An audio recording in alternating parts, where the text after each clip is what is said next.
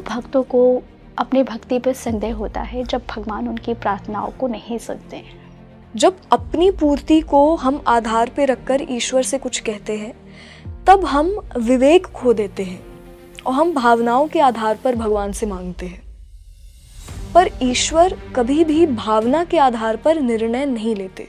कई बार भगवान की नाम में भी कुछ बहुत बड़ा हाथ छुपा होता है जो हम एक इंसान नहीं समझ पाते।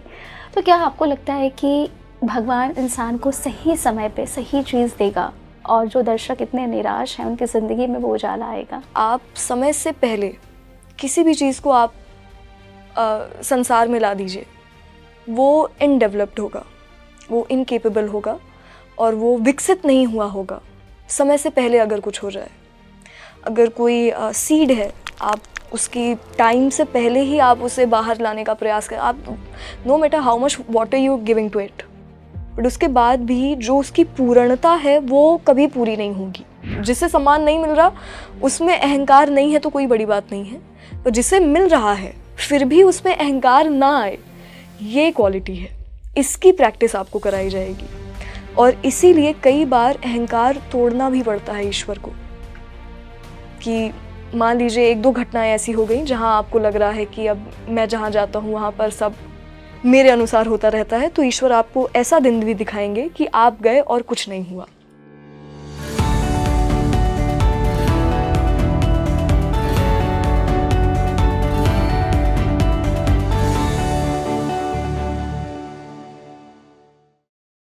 नमस्ते, hello and welcome to Speaking Tree. मैं सोनी भारद्वाज आप सभी का स्वागत करती हूँ।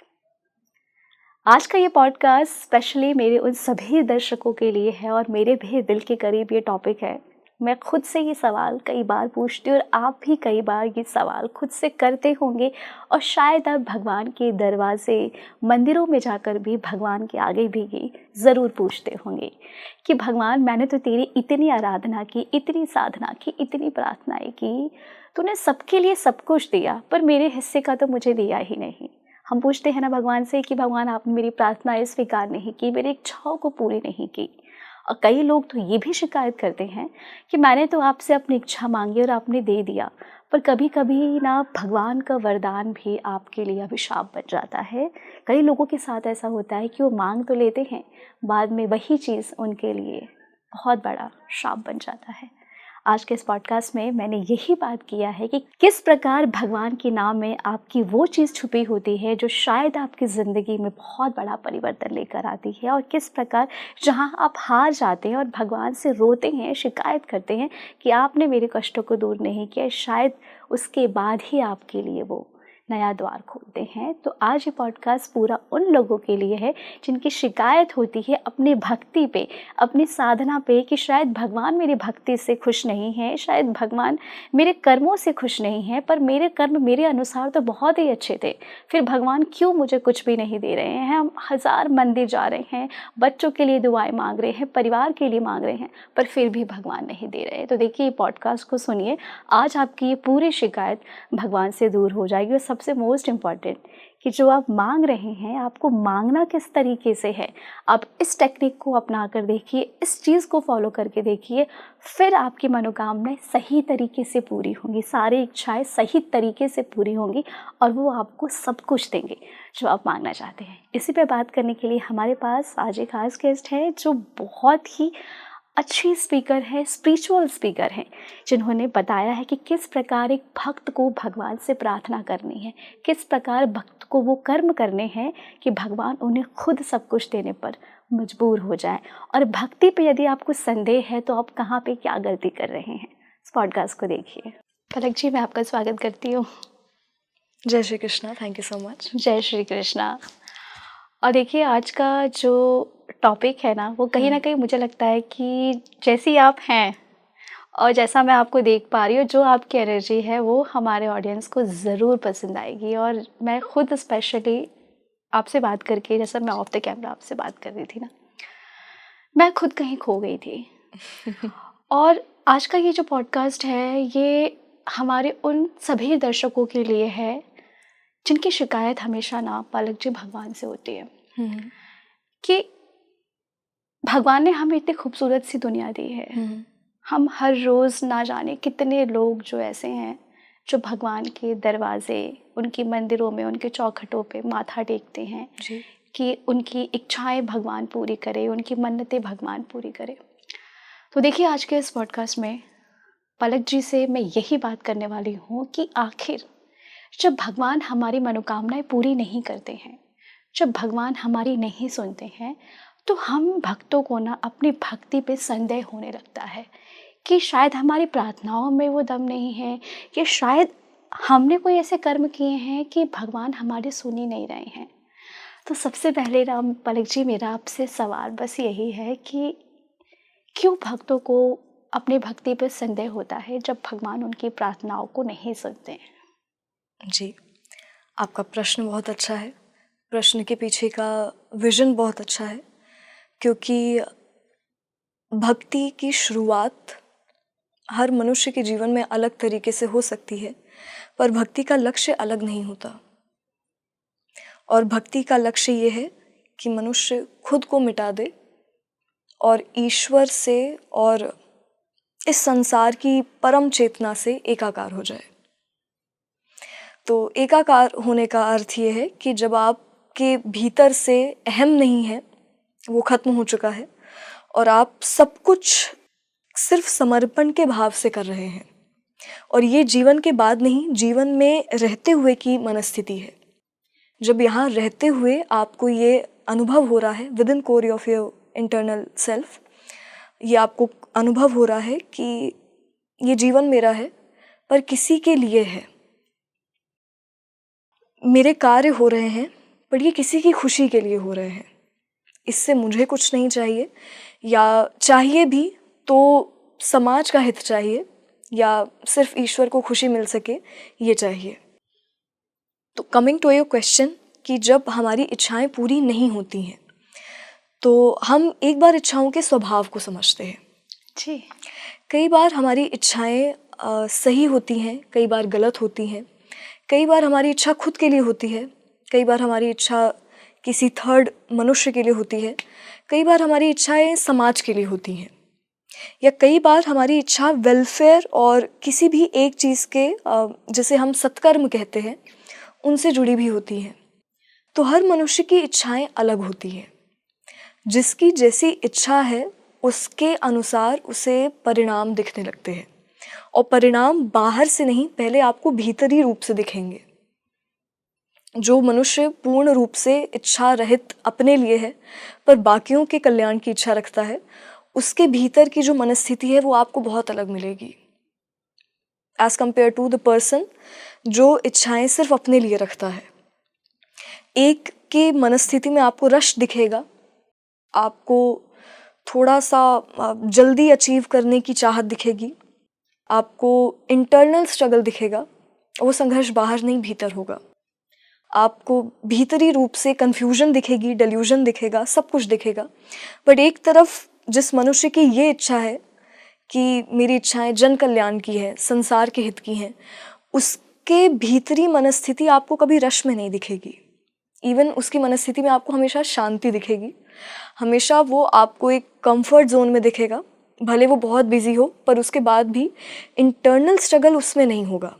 वो आंतरिक रूप से स्थिर और कार्य के प्रति एकाग्र, जिसे वेल फोकस्ड होना कहते हैं, उस तरह की मनस्थिति होगी। अब मान लीजिए हमारी इच्छाएं हमसे जुड़ी हैं, दूसरे साइड की जो इच्छा है जो संसार से जुड़ी, इस पे हम बाद में बात करेंगे। मान लीजिए कोई इच्छा जो हमसे जुड़ी है, हम ये भगवान से कहते हैं कि आप मेरी बात समझने की कोशिश करें, मुझे ये चाहिए, या फिर मुझे इस चीज़ की आवश्यकता है, या फिर आवश्यकता नहीं है फिर भी मेरा मन है ये मुझे मिल जाए। अब हमारा कार्य है ईश्वर को बताना।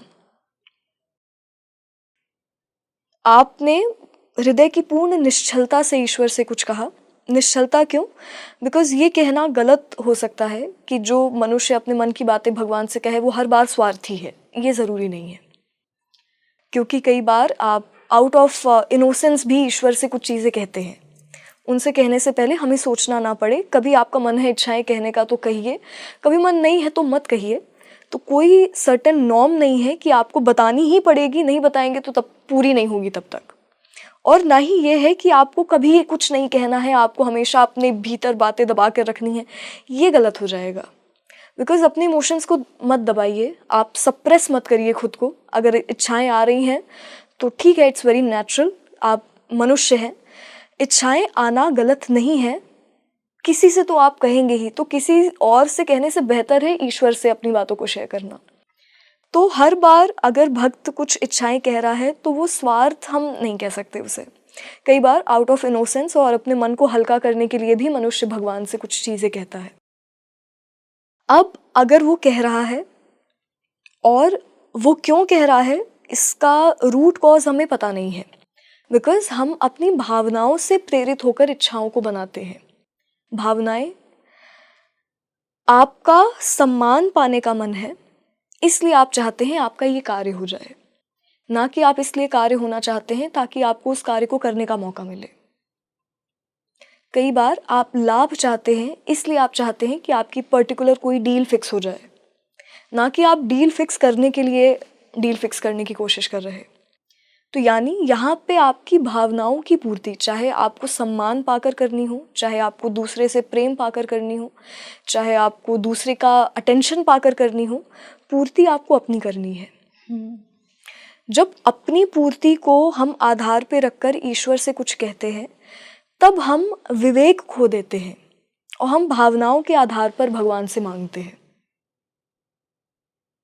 पर ईश्वर कभी भी भावना के आधार पर निर्णय नहीं लेते।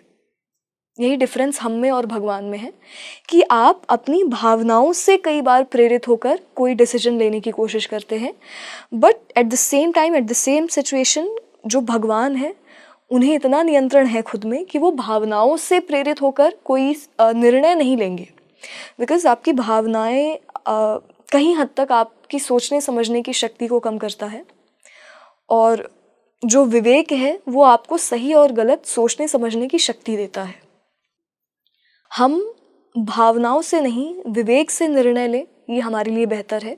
क्योंकि इतिहास खोलकर अगर हम देखेंगे तो जब जब किसी भी, चाहे वो राजा हो, चाहे वो कोई महान पर्सनालिटी हो, जब जब उन्होंने भावनाओं के आवेग में कोई निर्णय लिया है तो वो गलत हुआ है। चाहे वो दया की भावना हो, एक्सेस दया भी अच्छी नहीं है। एक्सेस दया तब मनुष्य को महान बना देगी जब तक इम्पैक्ट सिर्फ आप पे पड़ना है, तब आप करिए दया, जितनी दया करनी हो करिए। बट अगर आपकी किसी दया से impact larger amount of people को पड़ना है, तब आपको दया से निर्णय नहीं लेना, तब आपको विवेक से निर्णय लेना है। यही गलती हमारे कुछ राजाओं ने की थी कि वो ये कैसे भूल सकते हैं कि इससे जुड़ा परिणाम पूरी प्रजा को देखने को मिलेगा। उनके पास मौका है अपने शत्रु का वध करने का, उन्होंने किया नहीं। तो वहाँ दया नहीं दिखानी है, वहाँ विवेक दिखाना है कि आपके एक गलत डिसीजन के कारण समाज को उसका गलत परिणाम मिल सकता है। इसीलिए जब भी आप निर्णय लेते हैं, हम इच्छाओं के कारण भावनाओं के आधार पर निर्णय लेते हैं, और डिसाइड करने के बाद हम उसे ईश्वर से मांग लेते हैं कि आप दे दीजिए हमें। उस वक्त पे हम ये नहीं सोचते कि हमारे लिए उचित क्या है, या विवेक इस सिचुएशन में क्या कहता है, सही और गलत यहाँ पे क्या है। जब हम नहीं सोचते, हम सब कुछ भगवान के ऊपर छोड़ देते हैं, तो ये भगवान की जिम्मेदारी है कि आपके लिए बेहतर क्या है वो ये पता करें। पलक जी, आपने इतनी डेप्थ में ये बात बोली है, इसी से ना एक छोटा सा सवाल है मेरा आपसे। किसी ने मुझसे कहा था कि भगवान से किसी ने कहा कि भगवान मुझे ना छोटी सी गाड़ी चाहिए या मुझे बंगला चाहिए, और उसे नहीं पता था कि जो भगवान से वो मांग रहा है कि मुझे आप गाड़ी दे दो, और उसी गाड़ी से उसकी मृत्यु लिखी है। तो कई बार ऐसा होता है ना कि मैं आपसे जानना चाहती हूँ कि क्या भगवान का वरदान कभी कभी एक मनुष्य के लिए अभिशाप भी बन जाता है कि आप मांग किस तरीके से रहे हैं? जी, ये बिल्कुल वैलिड पॉइंट है। जब आपने उनसे कुछ कहा और आपने ये कह दिया कि now you have to decide कि आपको देना है या नहीं देना है, तब आप भगवान को किसी ऑर्डर के अंतर्गत नहीं रख रहे। पर जब आपने उनके लिए ऑप्शन नहीं छोड़ा कि आपका मन है देना है या नहीं, आप कह रहे हैं कि नहीं, it's not up to you, it's up to me, कि मैं चाहता हूँ तो चाहता हूँ। तो अगर आप हैं अगर मेरी भक्ति में शक्ति है तो आपको you have to do this as soon as possible. तो आप ईश्वर के लिए बाउंड्रीज बना देते हैं। और मान लीजिए कि ईश्वर नहीं, प्रकृति भी जब देखती है कि आप यू डेस्परेटली वांट समथिंग, आपको हर सिचुएशन में वो चीज़ चाहिए, तो एक्चुअली आपको घूम फिर के वो चीज़ कहीं ना कहीं से मिलने की गुंजाइशें बढ़ जाती हैं। जब आप दिन रात सिर्फ एक ही चीज़ को सोच रहे हैं तो प्रोबेबिलिटीज़ मे बी हायर कि आपको वो चीज़ किसी भी माध्यम से मिल जाए, बट मे बी थ्रू आप अपने प्रयास के माध्यम से, अपनी सोच के माध्यम से आपने किसी भी तरह से उस चीज़ को प्राप्त कर लिया, बट क्या उसे प्राप्त करने के पहले आपने ये सोचा कि वो आपके लिए सही है, उचित है या अनुचित है? हम नहीं सोचते। एग्जैक्टली पहले हमने डिस्कस किया कि जब आप if you desperately wanting something, तो हम भावना के आधार पर सोचने लगते हैं कि हमें ये चाहिए। हम विवेक नहीं लेते वहाँ पर, हम सही गलत भूल जाते हैं वहाँ पर। तो ईश्वर से आप कुछ कह रहे हैं गलत नहीं है, बट लास्ट डिसीजन आप अगर उन पे ही छोड़ दें तो that would be much better, because यहाँ पर आपने ईश्वर के लिए, प्रकृति के लिए कोई बाउंड्री नहीं रखी। आपने उनके निर्णय को खुद से ज़्यादा समझदारी पूर्ण समझा और आपने कहीं हद तक अपने सबकॉन्शियसली विश्वास को भी बढ़ाया कि वो ज़्यादा बेहतर जानते हैं, उनका प्रेम मेरे प्रति ज़्यादा है, मुझसे ज़्यादा है, उनकी समझ मुझसे ज़्यादा है, उनकी समझदारी मुझसे ज़्यादा है, उनकी करुणा मुझसे ज़्यादा है, सब कुछ उनका ज़्यादा है। तो फिर मैं इन डिटेल्स के बारे में क्यों सोचूं? तो मुझे जो करना था, जितना मेरा कर्म था मैंने वो किया बहुत अच्छे से, बट इसके बाद जो भी परिणाम होगा, अगर वो आप डिसाइड करेंगे तो मेरे लिए बेहतर होगा। ये विश्वास रखें उन पर। और जब आप आखिरी डिसीजन ईश्वर पर छोड़ देते हैं तब एक्चुअली आप कर्ता बोध से भी मुक्त हो जाते हैं। कर्ता बोध अर्थात मैं कर रहा हूँ, तो मैं कर रहा हूँ अर्थात आप में अहंकार, स्लाइट ईगो आप में बढ़ जाएगा। बट जहाँ एक बहुत अच्छा कोट था कि अगर कर्ता बोध से तुम मुक्त हो जाओगे तो भोक्ता होने से बच जाओगे। अगर किसी को ये लग ही नहीं रहा है कि मैं कर रहा हूँ तो फिर परिणाम उसके लिए नहीं होगा, because he is not accountable for that particular action. उसने अपने विवेक से वो कार्य किया, उसे पता है कि धर्म के साथ है, उसे पता है कि ये गलत नहीं है, सही है। करने के बाद और करते वक्त भी उसे ये आभास नहीं है कि वो कर रहा है, अर्थात वो कर्ता बोध से मुक्त है। तो जब वो कर ही नहीं रहा है तो इससे जुड़ा परिणाम ना ही उसे प्राप्त होगा, ना ही उसे प्रभावित कर पाएगा, क्योंकि अगर वो कर नहीं रहा है तो लेने का अधिकारी भी नहीं है। इसे ही गीता में कहा गया है कि तुम्हारा अधिकार तुम्हारे कर्म पर है, फल पर अधिकार ही नहीं है। और जिस मोमेंट में मनुष्य अपने कर्म से भी अपना अधिकार करता है, पर निष्काम भाव से करता है, अर्थात अनासक्ति के भाव से करता है, उस वक्त वो कर्ता बोध से भी मुक्त हो जाता है। इसीलिए आप लास्ट डिसीजन हमेशा ईश्वर के लिए छोड़ें। आप कर्ता बोध से मुक्त हो जाएंगे तो ब्लेम आपके ऊपर नहीं आएगा। बहुत ही खूबसूरत पलक। इसी से ना मैं पर्सनली अपनी एक बात बोलूँगी आपसे कि जब भगवान मेरी कोई इच्छाएं पूरी नहीं करते हैं, या शायद हमारे बहुत सारे ऐसे दर्शक होंगे जो भगवान के चौखट पे न जाने कितने आंसू बहाते होंगे, जिनके अलग अलग कष्ट, उनकी पीड़ाएं होंगी, तो हम ये सोचते हैं कि भगवान ने शायद हमारी भक्ति पे उन्हें संदेह, या फिर ऐसा लगता है कि भगवान, शायद हमने कहा कि कुछ कर्म मैंने शायद ऐसे किए हैं कि भगवान मेरी इच्छाएं पूरी ही नहीं कर रहे हैं, मुझे कुछ दे ही नहीं रहे हैं। पर कई बार भगवान की नाम में भी कुछ बहुत बड़ा हाँ छुपा होता है जो हम एक इंसान नहीं समझ पाते। तो क्या आपको लगता है कि भगवान इंसान को सही समय पे सही चीज़ देगा और जो दर्शक इतने निराश हैं उनकी ज़िंदगी में वो उजाला आएगा? एग्जैक्टली ऐसा ही होता है। इसे ही हम डिवाइन टाइमिंग कहते हैं। यानी तब नहीं जब आपने सोचा है, बट तब जब उन्होंने सोचा है। तो जिस वक्त वो सोचेंगे वो बेस्ट सोचेंगे। और ये हम देख सकते हैं लाइव एग्जाम्पल से कि आप समय से पहले किसी भी चीज़ को आप संसार में ला दीजिए, वो इनडेवलप्ड होगा, वो इनकेपेबल होगा और वो विकसित नहीं हुआ होगा समय से पहले। अगर कुछ हो जाए, अगर कोई सीड है, आप उसकी टाइम से पहले ही आप उसे बाहर लाने का प्रयास करें, आप no matter how much water you giving to it, but उसके बाद भी जो उसकी पूर्णता है वो कभी पूरी नहीं होगी, बिकॉज हर चीज़ का एक निश्चित समय है, आपकी पर्सनालिटी का एक निश्चित समय है। ईश्वर इस बात को देखते हैं कि जब वो किसी चीज़ को आपको दें तो not just he is focusing on कि वो आपको मिले, but he is focusing more on कि आप उसे सस्टेन रख सकें। और ये बहुत अच्छा कोट था कि do not demand God to have that power, but always demand God to sustain the power.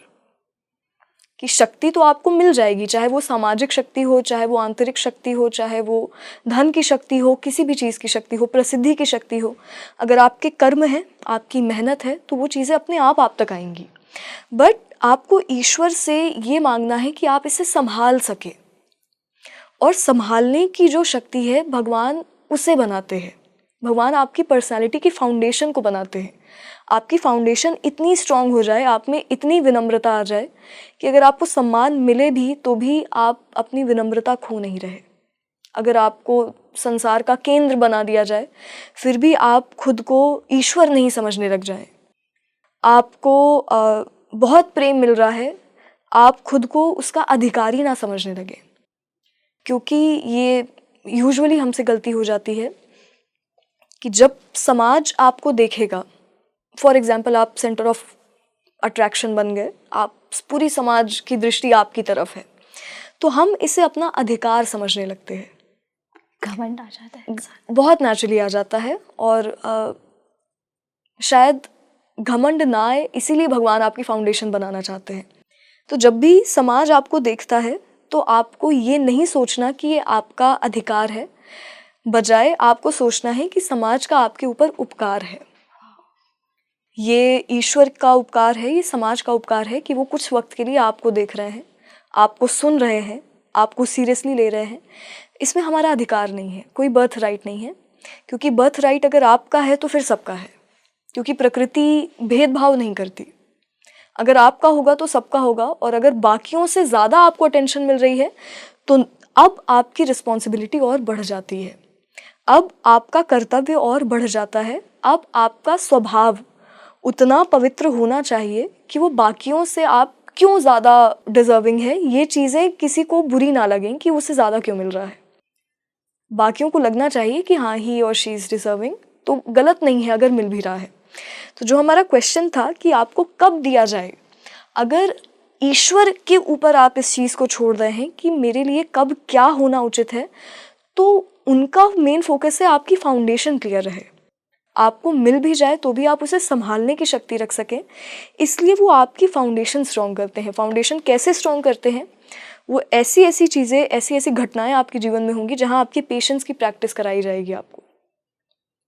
आप नहीं चाहेंगे, आप जितनी जल्दी चाहेंगे उतना आपको देर से मिलेगा, वो आपकी प्रैक्टिस होगी। इंसान के साथ होता है, ये होता यही है, हम हार मान और लेते हैं। ऐसे ही प्रैक्टिस कराई जाती है, जो आपके चरित्र की प्रैक्टिस कराई जाती है वो ऐसे ही कराई जाती है कि जिस चीज़ को आप इसी विद इन अ वीक चाहते हैं वो आपको आफ्टर 6 months मिले। आपकी पेशेंस की प्रैक्टिस कराई जाती है, आपकी दया की प्रैक्टिस कराई जाती है, आपकी अहंकार को तोड़ने की प्रैक्टिस कराई जाती है। और ईश्वर अहंकार तोड़ने में बिल्कुल कंजूसी नहीं करते। इसीलिए शायद ईश्वर हम भक्तों की परीक्षाएं इस प्रकार लेते हैं। प्रकृति लेती है, बिल्कुल लेती है। ईश्वर तो खैर बहुत एक लेवल के बाद परीक्षा लेते हैं, पर शुरुआत में तो प्रकृति परीक्षा लेती है। तो हम कई बार हम प्रकृति की परीक्षा को भी हम पार नहीं कर पाते। तो पेशेंस की प्रैक्टिस आपकी कराई जाएगी, अगर अभी तक नहीं हुई तो भविष्य में कराई जाएगी, जब तक आप धैर्य सीख नहीं लेते। आपको विनम्र रहने की भी प्रैक्टिस कराई जाएगी, तब तक कराई जाएगी जब तक आप विनम्रता सीख नहीं लेते। आपको अहंकार रहित होने की प्रैक्टिस भी कराई जाएगी। और लास्ट जो परीक्षा है प्रकृति की वो यही होती है कि आपको सम्मान मिलेगा, अब आप अहंकार रहित होकर दिखाइए। मिल रहा है आपको सम्मान, जिसे सम्मान नहीं मिल रहा उसमें अहंकार नहीं है तो कोई बड़ी बात नहीं है, तो जिसे मिल रहा है फिर भी उसमें अहंकार ना आए, ये क्वालिटी है, इसकी प्रैक्टिस आपको कराई जाएगी। और इसीलिए कई बार अहंकार तोड़ना भी पड़ता है ईश्वर को, कि मान लीजिए 1-2 घटनाएं ऐसी हो गई जहां आपको लग रहा है कि अब मैं जहां जाता हूं वहां पर सब मेरे अनुसार होता रहता है, तो ईश्वर आपको ऐसा दिन भी दिखाएंगे कि आप गए और कुछ नहीं हुआ। तभी पलक ऐसा मैंने कई लोगों के साथ देखा है जिनके पास ना जो उठते तो बिल्कुल ऊपर है जी। पर वो कब आ जाते हैं नीचे उन्हें पता भी नहीं होता है। जी, तो इस बात का हर स्टेप में ध्यान रखना पड़ता है कि बिल्कुल 1% भी आप में वो अहम ना आ पाए कि आप श्रेय खुद को देने लगे कि मेरी वजह से हो रहा है या मेरे कारण हो रहा है। अगर ये भावना आ रही है तो ईश्वर आपकी बहुत अच्छे से अभी प्रैक्टिस कराएंगे कि आप अहंकार रहित कैसे हो सकें, बिकॉज वो ये नहीं चाहेंगे कि तुम एक पेडेस्टल पे जाकर नीचे आओ। वो ये चाहेंगे कि तुम इस प्रिपरेशन के साथ जाओ कि पेडेस्टल पे जाने के बाद भी तुम अप्रभावित रहो इन चीज़ों से, तुम्हें वापस गिरने की कोई गुंजाइश ही ना बचे। तुम एक बार उस जगह पर पहुंच जाओ तो हमेशा उस जगह पर रहो, भगवान ये चाहते हैं। इसीलिए वो आपको वेल प्रिपेयर्ड होकर भेजेंगे अगर आप उन पर विश्वास रख रहे हैं। अगर आप खुद इंस्टेंट चीज़ें चाह रहे हैं तो फिर आपके ऊपर जिम्मेदारी है और आप अपने हिसाब से पहुंच जाएं। बट अगर आप जिम्मेदारी उन्हें दे रहे हैं तो वो रिस्पॉन्सिबिलिटी बहुत अच्छे से निभाते हैं और ये उनका कर्तव्य है कि इतने अच्छे से वो आपको ट्रांसफॉर्म कर देंगे एज अ पर्सन कि अगर आप पेडेस्टल पे पहुंचेंगे तो आप डिजर्विंग होकर पहुंचेंगे, आप फिर भटक नहीं सकते अपनी लाइन से। पलक, आपके अनुसार एक भक्त को भगवान से किस प्रकार अपनी इच्छाएं रखनी चाहिए कि जब वो भगवान उनकी इच्छाओं को पूरी करे ना तो घटनाएं ना हो उनकी ज़िंदगी में। जैसा मैंने शुरू में कहा ना कि हम भगवान से एक बच्चे की तरह जिद करके मांग तो लेते हैं जी। वो हमें माँ बाप की तरह वो दे भी देते हैं पर उसके पीछे की घटनाएं हमें नहीं पता होती है। तो एक भक्त किस प्रकार भगवान से मांगे? जी, आई थिंक जो आपने बच्चे की तरह कहा वो बहुत इम्पॉर्टेंट पॉइंट है, one of the important point, because innocence तो भक्तों में होनी चाहिए। अगर भक्ति में इनोसेंस नहीं है तो वो भक्ति नहीं है, बिकॉज उनका भक्त समझदार होकर भी नादान बना रहता है, या फिर कह लीजिए वो समझदार बनना नहीं चाहता। ऐसा नहीं कि वो समझता नहीं है, नहीं, सब समझ आता है, बट फिर भी वो समझदार नहीं बनना चाहता, बिकॉज वो समझदार हो जाएगा तो उसकी भक्ति फिर रह नहीं पाएगी। तो इन दोनों में किसी एक को वी हैव टू चूज़। और मान लीजिए आपने इनोसेंस को, भक्ति को चूज़ किया, तो फिर आप ईश्वर से कहने से पहले कोई स्ट्रक्चर मत बनाइए। अपनी भावनाओं को व्यक्त करना है, ना कि इच्छाओं को।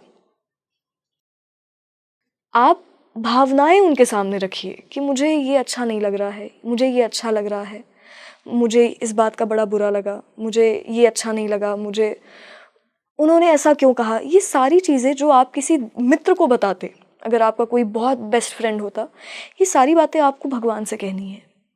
बिल्कुल वैसे ही कहनी है जैसे हम अपने परिवार वालों से कहते हैं। कई बातें आप घर वालों से नहीं कह पाते, वो भी आपको ईश्वर से कहना है। उनके सामने कुछ मत छुपाइए अपना, बिकॉज़ वो आप छुपाएंगे भी तो भी वो जानते हैं। इसलिए उनके सामने जितना प्योरेस्ट फॉर्म आपका हो सकता है, जो आपका ऑथेंटिक सेल्फ है, उसके साथ ही आप भगवान के सामने जाएं। और दूसरा स्टेप जो आपने कहा कि कैसे मांगना है, तो एक्चुअली मांगना नहीं है, उन्हें बताना है। ऐसे बताना है कि मेरा मन है ऐसा ऐसा हो जाए, बट उसके बाद देख लीजिए आपको जैसा अच्छा लगे। अगर अच्छा लगता है तो सोच लीजिए देने का, और अगर नहीं लगता है तो फिर जैसा चाहो। बट मेरा प्यार आपके प्रति कम नहीं होगा। अगर नहीं देंगे फिर भी कम नहीं होगा, बिकॉज हमारा आपका संबंध इच्छा के आधार पर नहीं बना, प्रेम के आधार पर बना है। एक्सपेक्टेशन के आधार पर नहीं बना, समर्पण के आधार पर बना है। कामनाओं के आधार पर नहीं बना। निस्वार्थ संबंध करुणा और सिर्फ एक दूसरे के ख्याल से निर्मित होता है। तो ठीक है, अगर आपको अच्छा लग रहा है तो सोच लीजिएगा देने के बारे में। और अगर नहीं लग रहा है तो फिर जैसा चाहो। तो बिल्कुल एक दोस्त की तरह।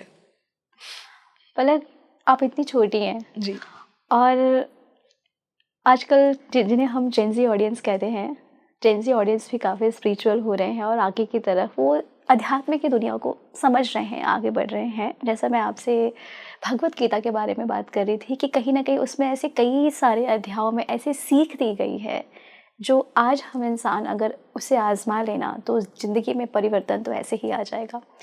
आपके अनुसार आपको क्या लगता है कि आज के इस जनरेशन में भक्तों को या फिर जो आध्यात्मिकता को जानना चाहते हैं या फिर जिन्हें लगता है कि भगवत गीता एक बहुत कठिन है, उन्हें किस प्रकार वो इससे सीख लें कि वो भगवान से शिकायत ना करके वो भगवान को जीने लगे, उन्हें अनुभव करने लगे? इसके लिए हमें गीता को थोड़ा सा खुद पे जोड़ कर देखना पड़ेगा और रियलाइज़ करना पड़ेगा। और रियलाइजेशन आपको कभी भी पढ़कर नहीं होता, रियलाइजेशन हमेशा आत्मचिंतन से होता है, जिसे हम मनन करना कहते हैं। आपने किसी चीज़ को पढ़ा बट उसके बाद आपको पढ़कर उसे याद नहीं करना है, उसको सोचना है, उस पर मेडिटेट करना है, जिसे हम आत्मचिंतन कहते हैं, उस पर मनन करना कहते हैं।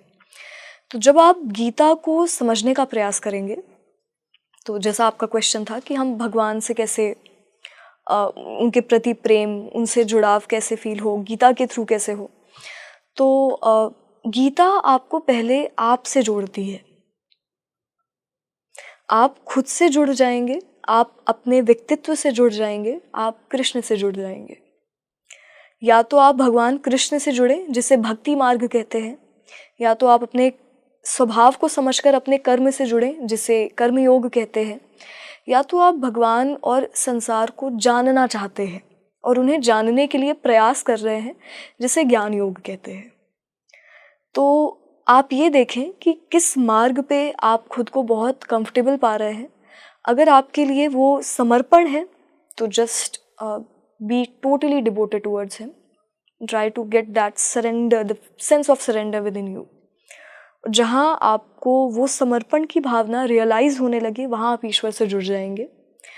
अगर आपके लिए समर्पण फ़िलहाल कठिन हो रहा है तो आप स्वयं के स्वभाव को समझें। आपके स्वभाव में कौन सी चीज़ें आपको बहुत नेचुरली दिखती हैं, उन ट्रेट्स को आप देखकर अपना कार्य चुनें कि किस कार्य में आपको खुशी मिल रही है। जिस कार्य में आपको खुशी मिलेगी वो आपका स्वधर्म है, जिसे गीता में भगवान कृष्ण कहते हैं कि अपने स्वधर्म को निभाना किसी भी अन्य के धर्म को भली भांति निभाने से ज़्यादा बेहतर है। यानी आप वो मत करिए जो आपको पसंद नहीं है, डजंट मैटर आप उस काम में कितने एक्सपर्ट हैं, बट अगर आपको पसंद नहीं है तो not suppose to do that. आपको मजबूर कोई नहीं कर सकता।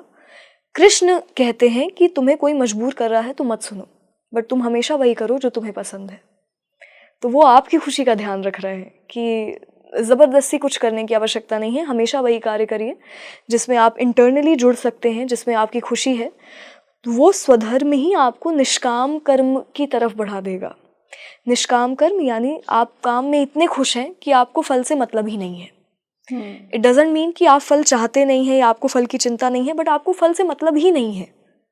आप सोच ही नहीं रहे, आपके मन में ख्याल ही नहीं आ रहा है परिणाम का।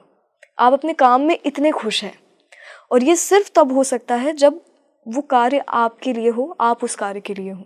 ये हर काम में नहीं होगा, बिकॉज अपार्ट फ्रॉम इट अगर आप कोई भी काम करेंगे तो हम केवल फल के लिए करते हैं, बट आप सिर्फ उस काम को कर सकते हैं निष्काम भाव से जिस काम के लिए आप बने हैं। तो इस माध्यम से अल्टीमेटली आपको योग की प्राप्ति होगी, फिर भगवान कृष्ण की प्राप्ति होगी। और तीसरा जो मार्ग है वो है जिज्ञासा का मार्ग, यानी जानने का मार्ग। तो गीता आपको हमेशा प्रश्न सिखाती है, गीता आपको हमेशा से जानने की ओर प्रेरित करती है। गीता आपको हमेशा से अवेयरनेस सिखाती है, जिसे माइंडफुलनेस कहते हैं साइकोलॉजी में, कि आप कर रहे हैं पर सजगता के साथ करिए। ऐसा नहीं होना चाहिए कि आपका ध्यान कहीं और है, आप कर कुछ रहे हैं मशीन जैसे। नहीं, अगर आप पूर्ण सजगता माइंडफुल होकर अपना कार्य कर रहे हैं तो वो कार्य ही आपके लिए ध्यान है, मेडिटेशन है। ये बिल्कुल ज़रूरी नहीं है कि ध्यान सिर्फ अकेले कक्ष में किया जाए। अगर आप अपना कार्य करते हुए भी खोने की कला रखते हैं तो वो कार्य आपके लिए ध्यान का ही कार्य करेगा। तो जब मनुष्य कुछ जानने की ओर प्रेरित होता है, सजगता की ओर प्रेरित होता है, उसे हम यूजुअली विजडम का रास्ता या ज्ञान का रास्ता कहते हैं, क्योंकि सनातन वैदिक धर्म में ज्ञान अर्थात इन्फॉर्मेशन नहीं है, ज्ञान अर्थात विवेक या विजडम है, यानी सही गलत की समझ, आंतरिक समझ। तो इन दैट फेस आपको जो भी मार्ग अपने लिए ज़्यादा बेटर लग रहा है, आप उस मार्ग से भगवान के करीब जा सकते हैं। पलक, अभी आपने कहा ना सही गलत की समझ, इसी से एक मेरे मन में एक क्यूरियोसिटी है कि मैं आपसे ये पूछूं कि आजकल हम इंसानों को ना मिरेकल्स और चमत्कारों पे यकीन होता है, या फिर इंसान देखना चाहता है, या फिर ये उसकी एक इमेजिनेशन है कि भगवान ने मेरी लाइफ में ये किया, पर शायद भगवान आपकी ज़िंदगी में परिवर्तनों के ज़रिए आपको ये संकेत देते हैं कि आपके लाइफ में ये चेंज हुआ है। तो अगर एक आम इंसान कोई भगवान के दर्शन करके आया है, किसी तीर्थ स्थल की यात्रा करके, या फिर भगवान से उसने कुछ भी मांगा है, तो उस इंसान को कैसे पता चलेगा कि भगवान अपनी कृपा या मेरी मनोकामनाएं वो धीरे धीरे पूरी कर रहे हैं? ऐसे क्या चेंजेस आए उस इंसान में? पहले हम चमत्कार समझते हैं कि चमत्कार की डेफिनेशन में भी सबके लिए एक ना हो, अलग अलग हो। जी। किसी के लिए चमत्कार हो सकता है जब उसे किसी प्रश्न का उत्तर मिल जाए, कि अभी तक नहीं मिल रहा था, अचानक मिल गया, मतलब कि ये भगवान का चमत्कार है। किसी के लिए चमत्कार हो सकता है कि ये ग्लास हवा में चला जाए किसी के लिए चमत्कार हो सकता है कि उसको परिवर्तन दिख रहा है, खुद पे दिख रहा है।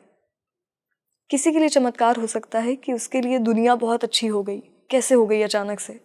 अभी तक आपको क्रूअल फेस ऑफ दुनिया दिख रहा था, बड़ा अचानक से आपको लगने लगा कि नहीं, संसार बहुत अच्छा है। तो चमत्कार सबके लिए अलग हो सकता है। कुछ लोगों के लिए चमत्कार है कि उन्हें भगवान के प्रति इतने भाव आ रहे हैं कि उन्हें उनका श्री विग्रह जो है वो खुद से बातें करते हुए फील हो रहा है, कि जैसे भगवान मेरी बात समझते हैं, वो सुनते हैं, वो मुझे जवाब देते हैं, वो एक एक चीज़ को गौर करते हैं। तो आई थिंक आपको पता करना है कि आपके लिए चमत्कार क्या है, किस चीज़ को आप ये समझते हैं कि ये ईश्वर के अलावा कोई नहीं कर सकता मेरे जीवन में। फॉर एग्ज़ाम्पल, मेरे खुद के लिए जो मिरेकल की डेफिनेशन है वो ये है कि जब आपको कुछ प्रश्नों के उत्तर कहीं नहीं मिल रहे, पूछने पर भी नहीं मिल रहे, पढ़ने पर भी नहीं मिल रहे, ढूंढने पर भी नहीं मिल रहे, वो प्रार्थना करने के बाद अपने आप आपको मिल जाए। तो वो कैसे मिल जाते हैं? कहीं ना कहीं फिर इंटरवेंशन हुआ होगा उनका ही, तभी मिल रहे हैं।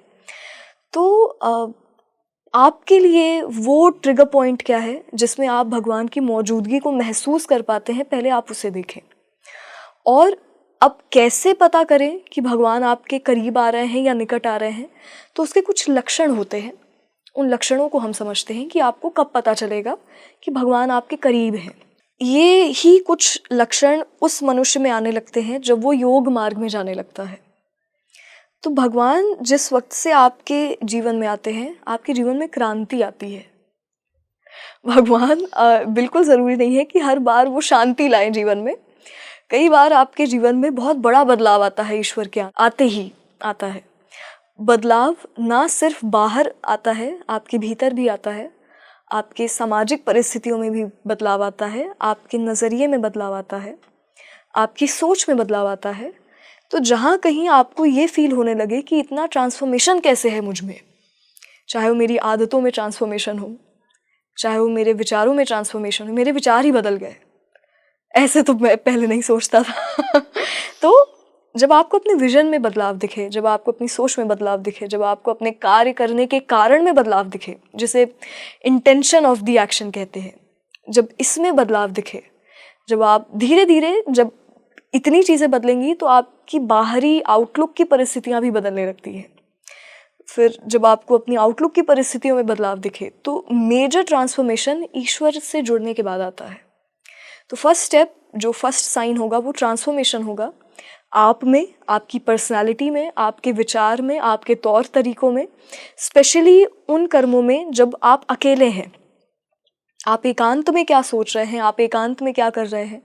बिकॉज ये साइकोलॉजिकली प्रूवन है कि मनुष्य अपने वास्तविकता में होता है जब वो अकेले होता है, क्योंकि भीड़ में हम खो जाते हैं, अपनी ऑथेंटिक सेल्फ से दूर हो जाते हैं, और कहीं ना कहीं समाज के एक्सपेक्टेशंस के अनुसार हम व्यवहार भी करते हैं, हम बातें भी करते हैं, वो सारी चीज़ें हम करते हैं कि जो सामाजिक वे में एक्सेप्टेबल है, जो समाज आपसे एक्सपेक्ट करता है कि एक इंसान को ऐसा होना चाहिए।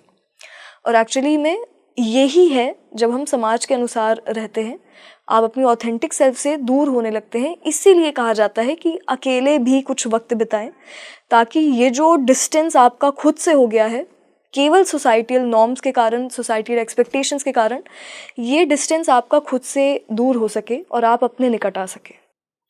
तो पहला स्टेप तो ट्रांसफॉर्मेशन है। दूसरा है कि आप में कुछ अच्छी क्वालिटीज़ आने लगती हैं। अच्छी क्वालिटीज़ इन द सेंस, आप में दया बढ़ने लगती है, आप में प्रेम बढ़ने लगता है, क्योंकि ईश्वर का बहुत स्वाभाविक ट्रेट है कि आपके मन में प्रेम आ जाएगा। आपको सब कुछ इतना बुरा नहीं लगा सकता। फिर आप सबको प्रेम करना सीख जाएंगे। आपको कोई नुकसान भी पहुंचा रहा है, फिर भी आप उसका चाह कर भी गलत नहीं सोच पाएंगे। ये तब तक नहीं हो सकता जब तक ईश्वर आपसे जुड़े ना हो। अगर आपको कुछ गलत भी कोई कह रहा है, फिर भी आप उसको रिप्लाई नहीं देंगे। आप दे सकते हैं, फिर भी नहीं देंगे, बिकॉज आप इस तरह से सोचने लगते हैं कि सही नहीं है। वो उसको ईश्वर समझा देंगे, भगवान समझा देंगे। तो आप आई थिंक मोर इंक्लाइंड हो जाते हैं स्पिरिचुअलिटी में। आपको उन पर विश्वास बढ़ने लगता है। आप बोलने से ज़्यादा करने पर विश्वास करने लगते हैं। आप ओवरऑल अच्छे मनुष्य बनने लगते हैं और आप भगवान के लिए खुद को बदलने का प्रयास करने लगते हैं कि अब मेरे लिए आपकी खुशी इंपॉर्टेंट है। अगर आपकी खुशी इसमें है कि मैं बदल जाऊं तो मैं बदल जाऊंगा, बट आपकी खुशी मेरे लिए इंपॉर्टेंट है। पलक, मुझे ना आपकी ये बात बहुत अच्छी लगी जब आपने कहा कि हम जब अकेले में होते हैं ना, तो हम खुद को खुद के समेत ज़्यादा अच्छे से खुद को जान पाते हैं। और जब हमें ना दूसरों के प्रति प्यार और प्रेम की भावना है, तो समझिए कि भगवान आपके भीतर हैं और आप उन्हें अनुभव कर सकते हैं। एक आखिरी सवाल है मेरा आपसे कि कई मनुष्यों को ऐसा लगता है कि शायद हमने किसी के साथ गलत किया, कई बार अनजाने में भी ना हम कष्ट दे देते हैं लोगों को, और हमें फिर इसका आभास होता है कि शायद किसी की बद्दुआ लग गई हो हमें, या किसी ने बहुत दुखी मन से हमारे लिए कुछ बुरा कह दिया है, शायद इसीलिए भगवान मेरी इच्छाएं पूरी नहीं कर रहे हैं। वो इंसान किस प्रकार खुद को भगवान के सामने ऐसे रख पाए कि भगवान मेरे से जो हुआ वो गलत हुआ, प्लीज़ मुझे आप इतनी परीक्षाएं मेरी ना लें। तो एक्चुअली इसके दो पार्ट होंगे आंसर के। पहला कि हमारे जीवन में जब कुछ होता है तो हमें एक बार को ध्यान जा सकता है कि क्या हमने कुछ गलत किया था या फिर अनजाने में गलत हुआ था। तो एक्चुअली जब हम कर्म सिद्धांत देखेंगे तो कर्म सिद्धांत में जितना वैलिडेशन आपके इंटेंशन बिहाइंड एक्शन का है, उतना आपके फिजिकल एक्शन का नहीं होता। महत्वपूर्ण दोनों है, दोनों अपनी अपनी महत्वता रखते हैं, बट अगर इफ़ वी प्रायोरिटाइज तो वो आपकी इंटेंशंस है कि पहले आपका उद्देश्य आता है, आपकी सोच आती है, बाद में आपका फिजिकल एक्शन आता है। तो अगर आपका किसी को भी लेकर गलत इंटेंशन था तो वो गलत कर्म है और उसका परिणाम आपको देखना पड़ेगा, और उसे रोकने का कोई रास्ता भी नहीं है, बिकॉज भगवान आपके कर्म फल से आपको नहीं बचाते। उन कर्म फल को झेलने की शक्ति ज़रूर देते हैं, और आप दोबारा रिपीट ना करें इस बात के लिए आपको प्रेरित भी करते हैं कि तुमने जो भी अब फेस कर रहे हो, इससे हमें शिक्षा लेनी है और कोशिश करनी है कि दोबारा गलती हमसे रिपीट ना हो। बट अगर आप अनइंटेंशनली, अगर आपसे कुछ लोग बुरा मान जाते हैं, या फिर आपको ऐसा लगा कि मुझे ये नहीं कहना चाहिए था, नहीं करना चाहिए था, बट आपकी इंटेंशन नहीं थी बुरा लगाने की, तो यहाँ पर पूरा ब्लेम हम किसी एक मनुष्य पे नहीं डाल सकते, क्योंकि यहाँ उसका उद्देश्य गलत नहीं था, बट शायद गलत तरीके से पोर्ट्रे हो गया, पर उद्देश्य गलत था नहीं। तो यहाँ उसकी इतनी गलती नहीं है, और इस बात को ईश्वर भी समझते हैं कि यहाँ तुम्हारी गलती नहीं है। तो ये डर अपने मन में ना रखें कि अगर अनजाने में आपसे क्योंकि आप उन लोगों के जीवन को अगर देखेंगी जो पॉलिसी मेकर्स हैं, तो वो सबके हित का सोच कर ही निर्णय लेंगे, बट उसके बाद भी अगर कुछ लोगों को बुरा लग रहा है तो उसमें उनकी क्या गलती है? उन्होंने तो लार्जर कॉन्शियसनेस के हित के लिए अपना कोई डिसीजन बनाया। तो 90% ऑफ द पीपल अगर उससे सुखी हैं, 10% of the percentage of the people अगर बहुत नाराज़ हो गए या उन्हें बहुत तकलीफ होने लगी, तो पॉलिसी मेकर की इतनी गलती नहीं है, क्योंकि वो तो ज़्यादा से ज़्यादा लोगों के हित का सोच कर रहा है। जहाँ ज़्यादा से ज़्यादा लोगों का हित है, वही धर्म है, क्योंकि फिर ऐसे तो भगवान कृष्ण ने भी महाभारत में कितनों का वध करवाया है अर्जुन द्वारा, बट अगर वध करवाना गलत होता तो वो क्यों करते? उन्होंने क्या कहा कि नव निर्माण के लिए पूर्ण विध्वंस आवश्यक है। तो जब आपको प्रजा का कल्याण करना है, जब आपको पूरी मनुष्य जाति का कल्याण करना है, तो ये युद्ध जरूरी है। यहाँ पर भीष्म पितामह का, गुरु द्रोण का, अंगराज कर्ण का, इनका वध जरूरी है। तो अगर आप बड़े उद्देश्य को लेकर चल रहे हैं, वहां अनजाने में आपसे कुछ ऐसी चीजें हो जाएं, या फिर बड़े उद्देश्य में तो फिर आपके छोटे अधर्म भी मायने नहीं रखते, कि बड़े अधर्म को बचाने के लिए अगर आज थोड़ा अधर्म करना पड़े तो वो धर्म है, क्योंकि ज्यादा से ज्यादा लोगों का कल्याण सिर्फ धर्म से हो सकता है, अधर्म से नहीं हो सकता। अब जो सेकंड आपका क्वेश्चन था कि अगर हम गलत कर रहे हैं, किसी को बुरा लग जाए, तो भगवान का उस पर टेक क्या होता है, या भगवान उसे किस दृष्टि से देखते हैं? तो भगवान सब समझते हैं, वो सब जानते हैं, वो सब देखते हैं। उन्हें मैटर सिर्फ ये बात करती है कि आप अपना बेस्ट वर्जन बनने के लिए कितना प्रयास कर रहे हैं। इसीलिए उन्होंने एक लाइन कही है कि मुझे इस बात से फर्क नहीं पड़ता कि कौन खुद को मेरा भक्त कहता है, but actually this matters a lot to me कि कौन मेरा भक्त बन सकता है, किस पे वो पोटेंशियल है कि वो मेरे बताए मार्ग पर चल सके। तो what all he sees inside a human, कि उसमें पोटेंशियल कितना है, वो किस हद तक अच्छा बन सकता है, वो कितना अपना बेस्ट वर्जन दुनिया को दिखा सकता है। जो दिखाने की गुंजाइश रखता है, जो दिखाने की पॉसिबिलिटीज रखता है, भगवान खुद उसे आगे बढ़ाते हैं, प्रकृति उसे आगे बढ़ाती है। उसकी रक्षा करने वाले फिर ईश्वर हैं, उसकी रक्षा करने वाली प्रकृति खुद है, उसकी रक्षा करने वाला धर्म है। उस मनुष्य को डरने की बिल्कुल आवश्यकता नहीं है कि अगर आप में if you have that level of potential, तो फिर आप भगवान की निगरानी में रहते हैं। फिर आपसे क्या करवाना है, कब करवाना है, कैसे करवाना है, ये ईश्वर निर्धारित करते हैं। एंड स्पेशली जब आप उनके सामने समर्पण कर दें तो पूरी ही जिम्मेदारी भगवान की हो जाती है। तो you just have to be a medium, आप उनका माध्यम बने और अपना धर्म बखूबी निभाएं, अपनी तरफ से कमी ना रखें, and then just leave everything up to him. बहुत ही खूबसूरत तरीके से आपने बताया, और कहीं ना हमारी ऑडियंस जो हमें इतना प्यार करते हैं पलक, वो ज़रूर इस चीज़ को समझेंगे कि हमें भगवान से मांगना नहीं है, हमें बोलना है, जैसा आपने शुरुआत में मुझसे कहा था। फिर भी कुछ आपके सवाल हैं जो आप पलक जी से पूछना चाहते हैं तो हमें कमेंट बॉक्स में ज़रूर लिखें। हम आपके सारे सवालों का जवाब नेक्स्ट पॉडकास्ट में ज़रूर लेकर आएंगे। और भगवान का नाम लीजिए और अपने आप में देखिए कितना बड़ा परिवर्तन आता है। मैं आप सभी का धन्यवाद करती हूँ, और पलक आपका एक बार मैं फिर से धन्यवाद करती हूँ कि आप आई और आपने इतना अच्छा भगवान जी पे बताया और उन दर्शकों के लिए बताया जो इस उम्मीद में बैठे हैं कि कब उनकी मनोकामनाएं पूरी होंगी। बिल्कुल मनोकामनाएं पूरी हों, बट वही मनोकामनाएं पूरी हों जो आपके लिए बेहतर है, जो आपके कल्याण का मार्ग आपको दिखाएं, जो आपके हित का मार्ग आपको दिखाएं और ओवरऑल आपको एक बेहतर मनुष्य बनने में प्रेरित करें। तो ऐसी सारी मनोकामनाएं आपकी पूर्ण हो, और मे बी जितना आपने सोचा है भगवान उससे बढ़कर आपको दे दे जी। इसीलिए आप उनके सामने बाउंड्रीज मत बनाइए। जब उनके हाथ में कंट्रोल रहेगा तो वो अपनी क्षमता अनुसार आपके लिए सोचेंगे। जब आप अपने हाथ में कंट्रोल रखने का प्रयास करेंगे तो फिर आप अपनी क्षमता अनुसार सोचेंगे। तो he has everything, he is well aware about your circumstances. तो उन पर समर्पण रखें, उनके आगे समर्पित रहें और बस उन्हें याद करके अपना हर कर्म निभाएं, हर जिम्मेदारी निभाएं, बट उनके एसेंस के साथ। जी, थैंक यू सो मच। जय श्री कृष्ण। जय श्री कृष्ण।